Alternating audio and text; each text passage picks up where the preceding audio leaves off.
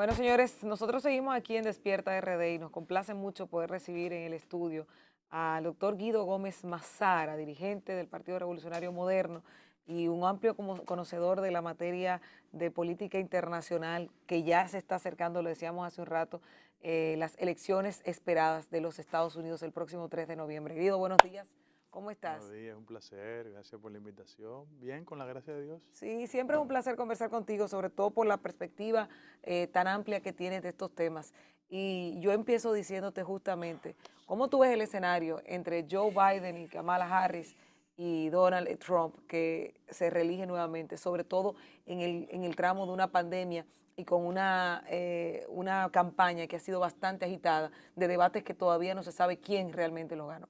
Bueno, con mucho gusto, reiterando las gracias por la invitación. Mira, la gente que vive en este país debe de entender cuán importante es el conocimiento de acontecimientos tan fundamentales como la elección de los Estados Unidos. No solo porque los Estados Unidos es nuestro principal socio comercial, sino porque si hay una expresión de la diáspora que nos bien representa, es que casi el 64% de dominicanos que han emigrado en los últimos 30 años fuera de la República Dominicana se han establecido en los Estados Unidos. El fenómeno ha crecido hacia Europa, pero no con el impacto que tiene en el país. A tal punto de que si hay un factor que en medio de la crisis nos ha dado una especie de aliento, es el factor remesa, que ha sido el único segmento de la economía dominicana que ha crecido 2.5%. Quizás por eso hay que abordar la perspectiva de lo que pasa en los Estados Unidos con mucho mayor rigurosidad. El próximo martes habrá elecciones en los Estados Unidos presidenciales, que es la de mayor importancia, pero también habrá elecciones en los ámbitos congresionales también, y muchas gobernaciones.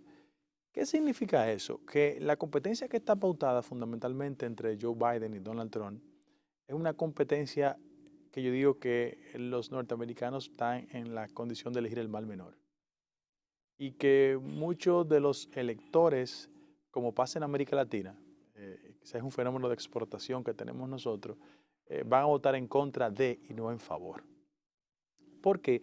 Porque las características de los dos candidatos son características que yo permito describir de la siguiente manera. Históricamente el Partido Demócrata tiende a ser un partido exitoso cuando sus candidatos representan una ruptura y el cambio. Pasó con Bill Clinton. Clinton venía de la gobernación del estado de Arkansas, donde hizo carrera, y sobre todas las cosas, él aprovechó una coyuntura excepcional, donde un candidato independiente, que era Rose Perot, le quitó muchos votos a Bush padre, y eso permitió su éxito electoral. Pero fíjense que era una combinación de dos exponentes de la renovación, del cambio en ese momento, Clinton y Al Gore. Ellos hicieron una excelente gestión. Fue la primera vez que durante una gestión de un presidente demócrata la economía norteamericana creció en 2 dígitos.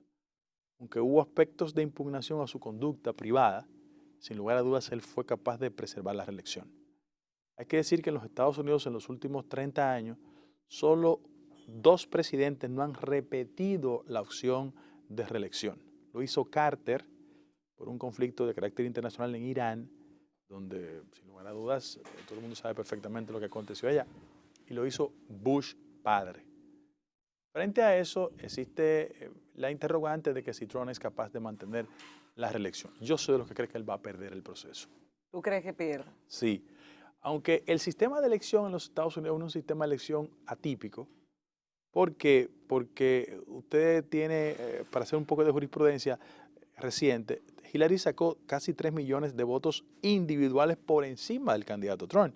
Pero lo mismo pasó con Al Gore y una decisión, el estado de la Florida hizo presidente a Bush hijo.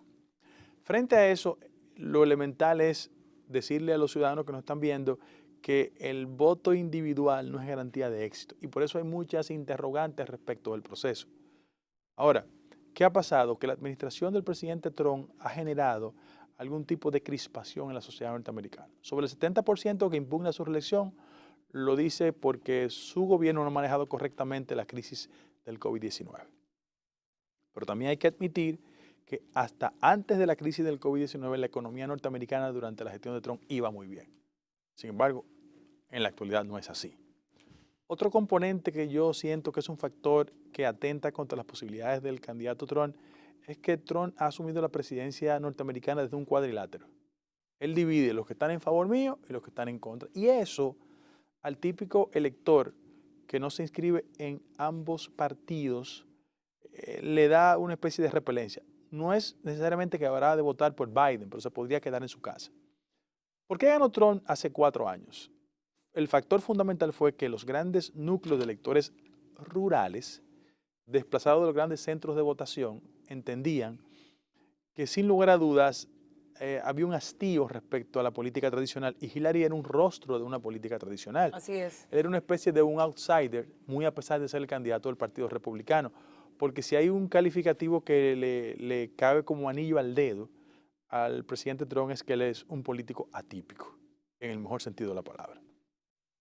Frente a eso, él tiene un componente que también que le dificulta y es que la base partidaria de su organización no se siente muy representada en él. Fíjate que él ha entrado en confrontación con los líderes fundamentales de su partido y muchos de ellos han tomado distancias porque sienten que cualquier tipo de impugnación que exista contra la candidatura de Trump puede afectarlos a ellos.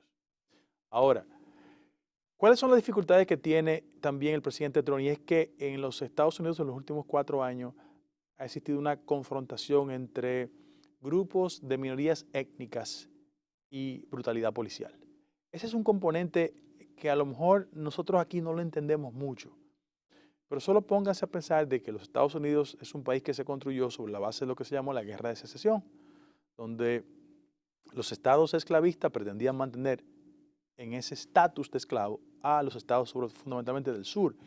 Y en la historia norteamericana la confrontación entre afroamericanos y anglos ha sido una constante. Se levanta mucho el pico de esa confrontación cuando hay presidentes con las características del presidente Trump, que ha segmentado la sociedad y que sabe perfectamente que el voto de hispanos y afroamericanos no es un voto propenso a su candidatura. Y sobre ese componente hay un elemento que va a ser el argumento fundamental de estos últimos 3 o 4 días. Biden cometió un lapsus en una entrevista. Él es una persona de 78 años. Si es presidente electo, va a ser el presidente más viejo, más que Reagan en su momento. Y eso genera algún tipo de preocupación porque su compañera de boleta, que es Kamala Harris, es una elección inteligente porque es de origen afroamericano, viene del estado de California, es una fiscal que ha hecho mucha carrera y eso va a provocar en términos estratégicos que el voto afroamericano vaya militantemente con más énfasis ahora que lo hizo con Hillary Clinton. Es decir, en los Estados Unidos hay mucha preocupación por el tema de la edad del presidente Biden y de la posibilidad de una sustitución legal frente a algún tipo de impedimento. Por eso la administración de Trump ha hecho mucho énfasis en que Biden no tiene habilidades por su edad y que en segundo lugar hay un tema de negocios que trata de impugnar sus características éticas para la gestión presidencial. Lo hicieron con su hijo, con unos negocios en Ucrania y ahora hacen insinuaciones sobre él. De todas formas, yo creo que esta es una situación en la que el elector norteamericano va a decidir por el menos malo. Creo que Biden va a ganar las elecciones. Es que Biden. A pesar de la edad, que Sí. preocupa tanto. Sí. Ese es un factor. Fíjate lo que pasa. Es un poco irónico, pero la figura icónica del Partido Republicano en los últimos 30 años es Ronald Reagan, que llegó a la presidencia de la República con mucha edad. Y aunque Trump impugna la edad de Biden, solo le lleva 4 años Biden. O sea, no es que hay distancias evidentes. Sin embargo, debo decir lo siguiente. En Estados Unidos hay aspectos que son determinantes. Hay una frase norteamericana clásica, es "The economy is stupid", la economía es estúpido. Cuando la economía no marcha bien, hay consecuencias de carácter política. Eso pasa en todos los países del mundo. Sí. ¿Y qué quiero decir con esto? Fíjate que en el escándalo de Clinton, respecto a un tema de su privacidad sexual, los norteamericanos poco le importó eso. Le votaron a la reelección porque la economía crecía. El problema es que la principal bandera del presidente Trump fue el crecimiento de la economía norteamericana. Lo que pasa es que en el marco de una crisis, antes de la pandemia. correcto, en el marco de una crisis que es sanitaria pero se hizo económica. Entonces, frente a ese acontecimiento, el único país que va a crecer 2% en el marco de esta crisis económica es China. Lo que va a experimentar América Latina y el mundo es un decrecimiento. Y uno dirá que es una ironía, pero bueno, esa es la realidad. Frente a eso, yo debo decir que en la medida que la recesión económica afecta a los sectores mucho más pobres en los Estados Unidos, esos sectores son latinos y afroamericanos. Sí. Y esa gente va a sentir que el aura de crecimiento económico en los primeros años de la administración del presidente Trump no se corresponde con la actual coyuntura y va a ir a votar militantemente en contra de la candidatura republicana. Guido, pasando al plano nacional, estamos estrenando gobierno donde tú estás formando parte y vemos muchas situaciones que se han dado en estos primeros 2 meses. Todavía no tienen los 100 días, sin embargo se han destapado muchas cosas que pueden afectar el buen desempeño e imagen del gobierno. ¿Cómo ves tú esto? El cambio de un artículo para colocar a una persona, situaciones de que se criticaba a los familiares del gobierno anterior que tenían funcionarios en instituciones, pero estos también lo hacen. Muchas cosas que se han estado dando. ¿Cómo lo ves tú? Mira, yo quiero explicar que yo estoy emocionalmente y políticamente defendiendo las razones que motivaron el éxito electoral el pasado 5 de julio. Pero gracias a Dios yo no tengo ninguna posición pública y no me interesa en el momento. Quiero ser preciso en eso. Sin embargo, yo tengo una relación afectiva, privada, política, no solo porque soy miembro del PRM, sino porque creo que había que salir del PLD. Y en términos personales me llevo muy bien con Luis. Y las cosas positivas de Luis las voy a defender. Pero bueno, yo soy jugador de baloncesto desde hace muchos años, ya no lo hago con la intensidad de antes, pero yo cuando la gente me pregunta las pifias del gobierno, yo siempre he dicho que eso se parece a un juego de baloncesto. Porque cuando usted tiene muchos años en el banco y lo entran a la cancha, usted necesita un tiempo para tomar el ritmo del juego. Usted a lo mejor no penetra correctamente, no hace los tiros correctos, pero con la dinámica usted va asumiendo un ritmo. Lo que no va a hacer la sociedad dominicana es tolerarle en el desempeño de los próximos 4 o 5 meses errores atribuibles a la falta de experiencia o la falta de destreza en el desempeño de la función. Y por eso quiero decir que históricamente siempre se le dan 100 días, que es una especie de gracia. Lo que pasa es que los dominicanos vivimos diariamente en una dinámica política que casi nunca respetamos ese plazo. Para mí hubiese sido preferible que al gobierno se le respetaran los 100 días. Ahora, ¿cuáles son los elementos criticables al gobierno? En primer lugar, la falta de pericia. Esa es una discusión muy interesante porque yo no sé si el PLD tenía pericia cuando llegó al poder en el 96. No habían administrado una pulpería. Yo invito a la gente que mire los periódicos de esa época y que evidentemente cometían errores.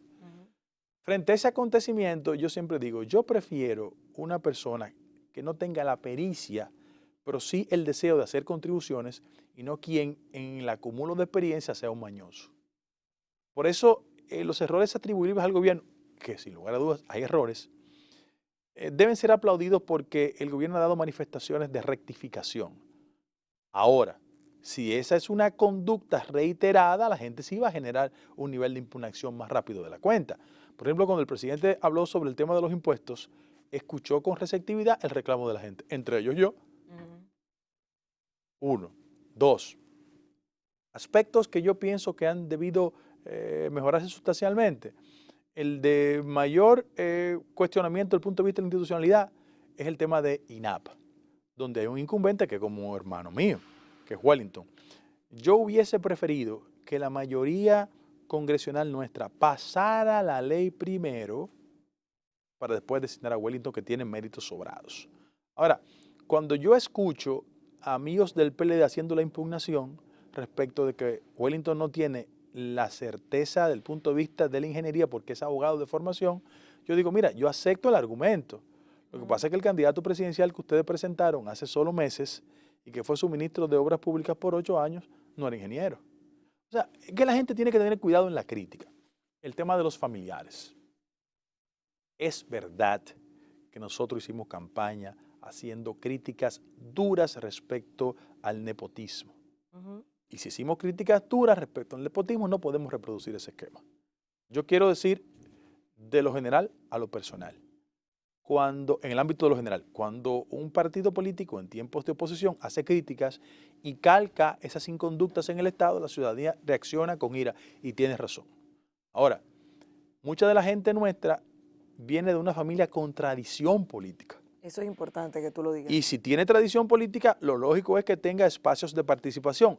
Lo que la dirección media y la base del partido a veces se crispa es porque esas familias están insertas en el Estado y los compañeros de la dirección media de la base del partido todavía. Sí, pero hay un tema ahí, Guido, porque anteriormente en el gobierno pasado pasaba lo mismo también. Tú tenías familias que eran políticas todas, pero atacaban el hecho de que eran familias. Entonces, yo no lo veo mal, de que si tú trabajas, si tú y yo fuéramos parientes y yo soy político y tú eres político y tú llegas a la victoria, ¿por qué yo tengo que quedarme fuera si yo lo trabajé? De lo que tú puedes estar seguro es de algo, ¿De qué? en términos personales. Ujú. Ni mi esposa no está en el gobierno ni le interesa. Ni mi madre no está en el gobierno ni le interesa. Mi hija estudia afuera y tiene la instrucción de no pasar cerca del consulado ni de la embajada española. Pero no es demasiado fuerte ahí, Guido, ¿no? No, yo creo que uno tiene que ser coherente. Si yo criticaba eso, yo no puedo reproducirlo. Yo Exactamente. tengo que ser Eso. coherente. Yo no lo hago. Hablando de la novatez, por así decirlo, del gobierno y de los errores que se les pueden pasar o no, y cómo responder entonces o cómo debe responder la ciudadanía a errores como este gasto de 32 millones de pesos, que resulta ser ahora que hay una demanda por plagio o se va a demandar por plagio, este asunto, este costo económico que ha tenido o que puede tener estos errores que ha cometido el gobierno, en una situación en la que estamos hablando de una crisis económica y que tenemos que regular el gasto, pero o Tú revisarlo. dices por el pero tema marca país. Claro, Bueno, entre otros. lo de buena justicia es decir que sobre la norma del principio de la continuidad del Estado, esos gastos no se hicieron ahora, se hicieron antes. Ahora, yo te compro el argumento de que una política pública tiene que ser coherente independientemente de quién esté en el gobierno.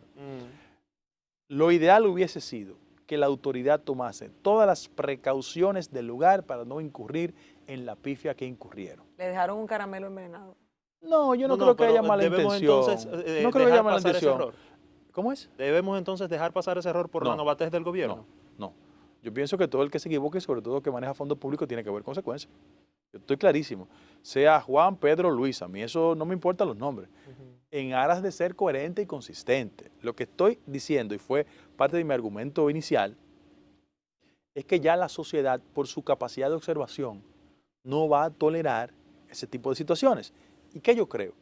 Yo pienso que en el gobierno hay que afinar no solo el tema de la pericia política, sino de la cultura política que sea garantía de que no se reiteren los errores. Y yo quiero hacer una reflexión de carácter crítico, porque yo tengo militancia partidaria, contribuí como el que más a la victoria, pero yo no le entrego mi cabeza a nadie. Fíjate que donde se han cometido errores es en instancias de funcionarios con méritos sobrados, pero sin la destreza y la formación política indispensable. O sea, que eso es fundamental. Por ejemplo, en la instancia donde el concepto marca país se empujó, es una joven muy diestra, muy competente, pero fíjate que no viene de la maquinaria política. Entonces quizás por eso no tuvo la intuición de percatarse respecto de muchos temas. Cuando tú vas a áreas del gobierno, por ejemplo, yo estaba aquí esperando participar y vi al director de EGEGIT, Rafael Salazar, mi amigo de toda la vida. Tú ves que ese funciona. Se está el primer día funcionando, no solo porque tiene destrezas profesionales, sino porque tiene intuición, instinto. Y tú vas a la Contraloría y tú ves al Contralor haciendo auditoría en todos los sitios, porque ese es político. No estoy diciendo que hay que partidarizar y o politizar todas las decisiones del gobierno. Lo que pasa es que hay gente que por su experiencia política tiene mayor tino para prevenir algún tipo de errores. Tú acabas de mencionar el Contralor y dice que está haciendo las auditorías, pero le corresponde en este caso al Contralor hacer las auditorías dentro del sistema o prevenir o pasar los controles previos. Mira, en la buena técnica jurídica... Y te lo digo por el discurso de Luis Abinader, que sí, se refirió a la Cámara de Cuentas que no funcionaba y que por eso se lo... Lo que pasa es que en la buena técnica jurídica, cuando hay un expediente respecto de auditorías, la fuente esencial que se toma como punto de referencia para el proceso investigativo son las que nacen en la Cámara de Cuentas. Nosotros hemos dicho que muchos de los impedimentos en los procesos tienen que ver con la laxitud de las auditorías que vienen de la Cámara de Cuentas y la naturaleza política con que se ha conformado históricamente la Cámara de Cuentas. Ahora, Contraloría sí tiene la facultad de establecer mecanismos de control, entre ellos auditar. Lo que pasa es que cuando se va al fondo del proceso, siempre una de las partes procesables esgrime como argumento de que técnicamente quien tiene facultad es la Cámara de Cuentas y no la Contraloría, pero si la Contraloría tiene facultad de hacer las auditorías del lugar. A tal punto de que en la discusión de carácter institucional, yo sé de la crítica que le hizo el presidente de la República a la Cámara de Cuentas, el desafío próximo en enero es una integración de miembros de la Cámara de Cuentas que obedezcan a factores puramente profesionales e institucionales. Porque ¿cuál ha sido el problema de los partidos políticos? Mira que estoy hablando en plural, los partidos políticos. Es que han asumido la institucionalidad como una caricatura y se han distribuido por cuotas políticas la representación. Yo, por ejemplo, vi al senador Delías Piña del PLD diciendo que él quiere un consenso en la elección de los mecanismos institucionales y yo aprovecho la oportunidad para preguntarle si en el anterior Tribunal Superior Electoral hubo consenso. No hubo. Si en el Tribunal Constitucional hubo consenso, no lo hubo. Si en la Suprema Corte de Justicia, consenso, no lo hubo. Para que la gente tenga una referencia, el último procurador en la administración del presidente Medina salió del Comité Central del PLD a la Procuraduría. El actual presidente de la Suprema Corte de Justicia, mi buen amigo Luis Henry, salió de una instancia directiva de su partido, que es el Comité Central, a la Suprema Corte de Justicia. Es decir, las críticas son legítimas en la democracia, pero por el amor de Dios, no tenemos Alzheimer. ¿Eso significaría que Eddie Olivares pudiera ser presidente de la Junta Central Electoral? No, eso significaría que para la discusión respecto a la prioridad de lo institucional, aquí hay gente que tiene autoridad para esgrimir impugnaciones y otros que deben quedarse callados. Yo quiero que nadie se quede callado, que la gente diga lo que piensa. En el caso de Eddie, yo no soy la mejor persona para hablar de él. Yo te voy a decir por qué. Eddie es mi amigo, entrañable, y tiene las competencias profesionales para el desempeño. El problema es que el actual OLA ha establecido que la regla es de personas que no tengan vinculación partidaria. Y eso yo lo entiendo y lo acepto. ¿Por qué? Porque ese argumento no solo es extensible al caso de la Junta Central Electoral. Yo he visto a personas muy competentes, muy serias, muy honorables, como Aura Celeste, que aspira también a la Cámara de Cuentas. Y el argumento de impugnación injusto y discriminatorio que se tiene contra Eddie también le cabe a ella. Y digo yo, ¿tiene la sociedad dominicana derecho de impedir que dos gente de tanto talento le puedan rendir un servicio al país? Yo creo que no. Sin embargo, hay un ambiente que ha priorizado a personas sin militancia política. Guido, no quiero irme sin saber tu opinión por el énfasis que has hecho en la participación o no en el gobierno de esta situación, e incluso se dice, se rumora, que hay una línea por parte del Partido Revolucionario Moderno de sacar a empleados públicos para meter a PRMistas. Incluso hay un reclamo de las bases de que no se le están dando oportunidad en el gobierno. Entonces me gustaría saber tu opinión, si esta debe ser la actitud del Partido Revolucionario Moderno, si está bien este accionar por parte de los PRMistas, o qué es lo que debe hacer el gobierno en este caso. Bueno, nosotros no podemos reproducir los errores del pasado, pero si alguien fue sectario en la distribución del empleo, fueron los PLDistas. Ese es el precedente más reciente. Ahora, ¿qué yo creo? Que hay compañeros y compañeras con el nivel de competencia profesional y con destreza para el justo desempeño. Y hay que crear las condiciones para que ellos participen. Y me preocupa que sobre la base del currículum se quiera construir un perfil de élite sobre la participación en el Estado. Hay tareas, espacios de participación muy elementales donde no se necesita un currículum. Se necesita vocación para servir y capacidad para rendir una labor decente. Ahora, ¿qué crispa a los compañeros? Que los compañeros quizás no entienden que hay una nueva burocracia institucional, un nuevo orden jurídico, que toda persona que se despide del empleo tiene que ser compensado desde el punto de vista económico.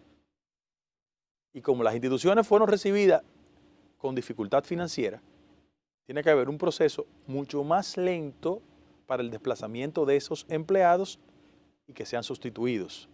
A mí lo que no me gusta es que los compañeros, cuando los mandaron a buscar votos, no le pedían el currículum. Usted no puede ser bueno para buscar los votos sin currículum y ahora solo reiterar la lógica del currículum. Además, los compañeros que tú le pides el currículum, bueno, tenían 16 años fuera.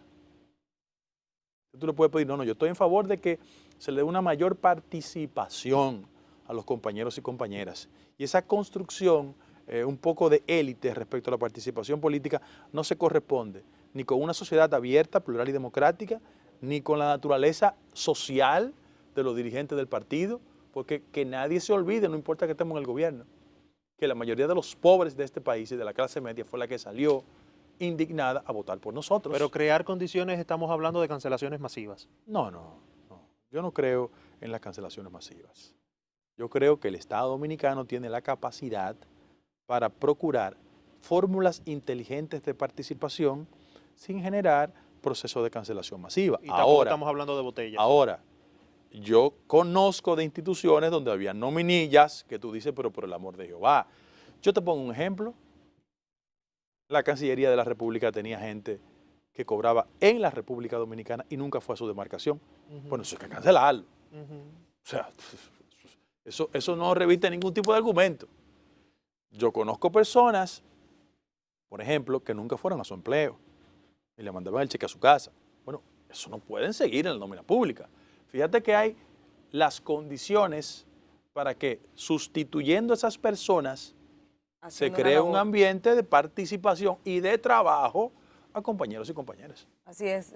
Me dan 5 segundos para que él me responda algo solamente. Mira, ya se habla de que la PEPCA tiene varios expedientes, la Procuraduría está trabajando con varios expedientes. ¿Tú entiendes, Guido, que va a haber procesamiento? ¿Tú entiendes que va a haber funcionarios del pasado gobierno sentenciados, judicializados, o que nos vamos a quedar en esa burbuja? Porque hay una parte de la sociedad que dice qué pasó con INAIP, qué pasó con asistencia social, el plan Con social, el asfalto. qué pasó con lo del asfalto y los 11.500 millones. Bueno, déjame explicarte rápido. Si nosotros no llevamos a la justicia con expedientes bien estructurados, donde prevalezca la presunción de inocencia y sin faltar el respeto a nadie, cumpliendo el debido proceso. cumpliendo el debido proceso, si nosotros no llevamos a prisión a gente, no nos merecemos llegar al gobierno. Sí. Que nos saquen a patada y nos ocupan en la calle. Eso es verdad. Segundo lugar. La mayoría de los dominicanos no entiende que orquestar un expediente no es un problema de rapidez, sino de consistencia en lo que se va a someter. Y por eso mucha gente cree que las velocidades emocionales se corresponden con las velocidades procesales. Son dos cosas diferentes. Y en tercer lugar, si yo fuese amigo de algún exfuncionario, no de todos, porque en la pasada administración hubo gente correcta. Correcta, ¿eh? Así es. Pero si yo fuese amigo de algunos de ellos, nadie habla de Chanel, Rosa Chupani. Nadie le dice nada a Chanel, es un hombre correcto, con eso no hay problema. Ahora, hay gente que debería buscar su abogado si no lo tiene. Porque, ¿qué día es hoy? Jueves. Hoy es jueves 29. Aquí en menos de 15 días. En menos de 15 días. Aquí hay gente que va a tener que buscar un abogado Seguro, rápido. compañero. Sí, mi intuición me dice eso. Feliz. Porque hay gente que no ha podido explicar su declaración jurada. Pero Eso del nuevo también. No, oye, todos. Yo sí no tengo problema con eso, ¿eh? Todos. Yo no tengo problema con eso.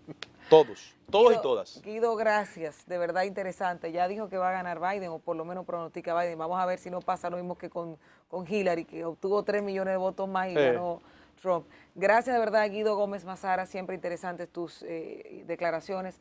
Y a ustedes las gracias por habernos acompañado estas 2 horas de contenido informativo para la sociedad dominicana a través de Telecentro, Canal 3 y Telemicro Internacional. Julio Vargas, Elianta Quintero y una servidora, Lorena Solano, con ustedes. Nos vemos mañana y los dejamos con la programación.